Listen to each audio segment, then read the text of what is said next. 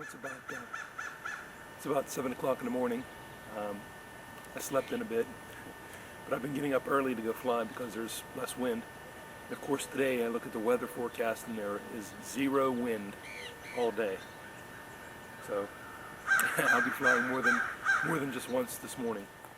This was my first Nifty, and see, I had a bit of an accident. It was repairable, but I decided to go with a larger version. This plane has been a lot of fun. See, the last time I went down, it did a little bit of damage to the nose and back here. But that one has a 32-inch wingspan. And this one has a 39-inch wingspan. The cord is 20 1/4 inches. I did a few changes on it this time to suit where I fly. It's a kind of a rough field. I put, see the edge. My stabilizers are 4 inches, about 4.5 inches altogether with the little bumpers.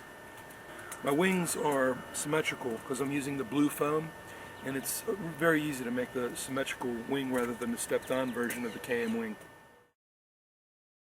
I compared the weight difference between two pretty hefty pieces of balsa, and just using the foam that I would have to build up to get to that depth, and there was very little difference, but a lot more difference in strength, so balsa top and bottom. The fuselage of the plane is a lot different. I just have the front section. It's solid 3/4 inch foam, the insulation foam, and I went with the folding prop. So that's what these little things here are for. You can see on my servos to protect the servos when the motor starts up. My LiPo is actually I have a pin to hold it in place and Velcro.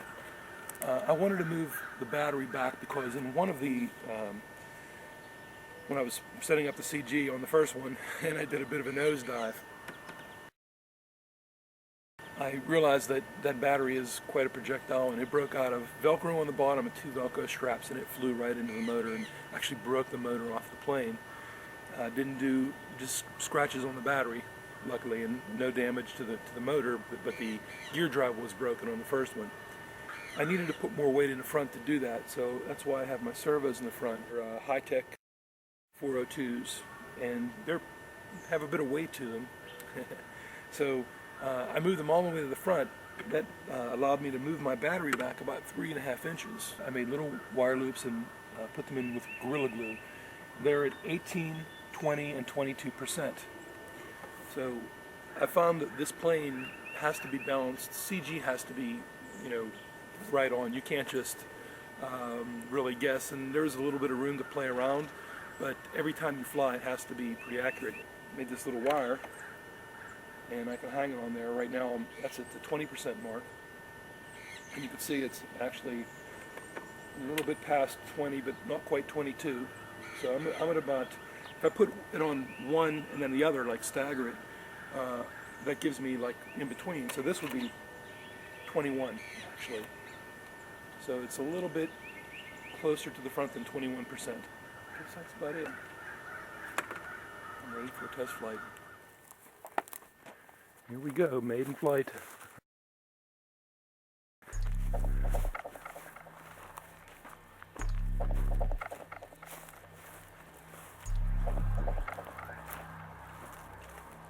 Lovely terrain this field has. Now look, the wind stopped. Are you ready? Don't look like I don't gotta die in there. Yep.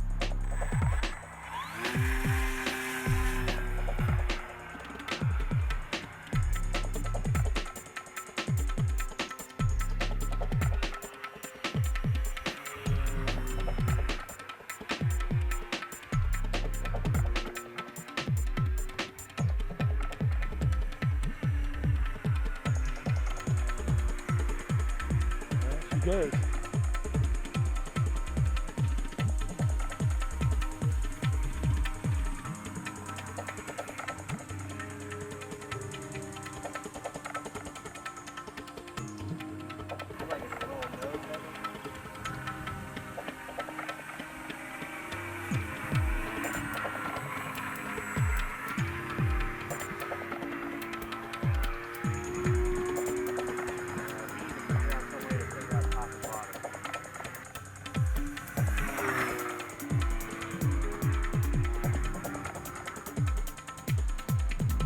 See, that's why you're my test pilot.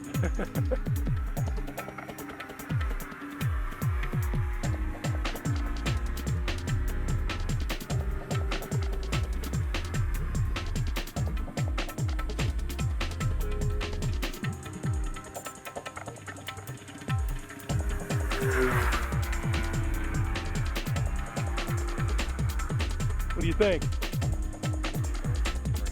Okay.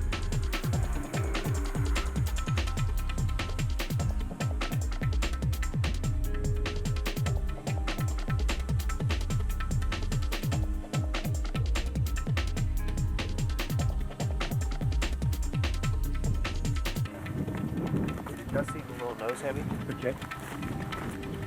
Turning real slow. I don't know what kind of travels you have on. They're turned up actually right now. Need to adjust my my linkage, I guess, huh? That's why I had the folding prop on it. Oh well.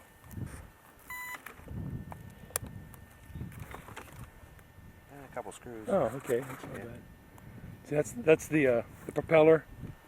Yeah. Being in the front like that is definitely a problem. I had to. I think the folding prop is probably the way to go.